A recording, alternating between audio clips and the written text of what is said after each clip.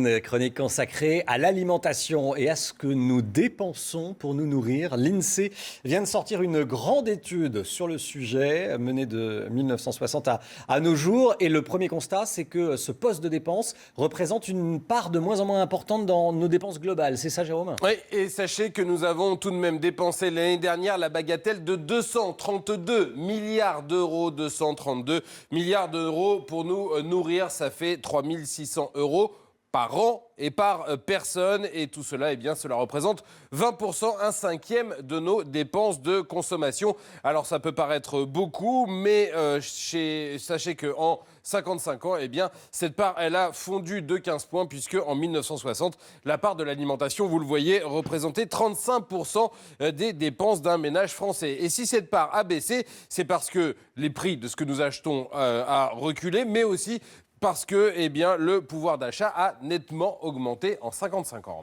Et ce qui a évolué aussi depuis 55 ans, c'est la composition de notre panier. Oui, 20% du budget reste consacré à la viande, qui est le principal poste, mais on est bien loin de la part qui était consacrée il y a 40 ans, par exemple, puisque c'était 26%. L'autre constat, c'est que les dépenses en fruits, en légumes ou en pain ont augmenté nettement moins vite que celles que nous consacrons en plats préparés. Et oui, ces derniers ont connu une croissance supérieure à 4% depuis 1960. Et c'est assez logique finalement, puisqu'il y a eu l'évolution de l'industrie agroalimentaire qui a élargi son offre, les changements de mode de vie, la baisse du temps que l'on passe chez nous à cuisiner. Et vous comprenez pourquoi les pizzas déjà prêtes ou les hachis parmentiers en barquette sont présents dans de très nombreux chariots de supermarchés. Et puis, la composition du panier, elle change aussi en fonction du revenu. En gros, plus vous êtes riche, plus vous consommez de viande, de jus de fruits et moins vous consommez de pain et de pâtes, par exemple.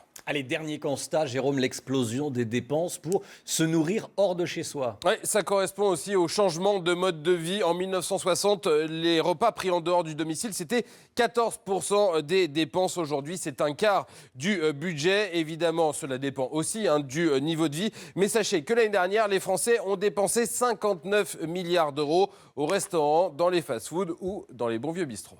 Merci, Jérôme.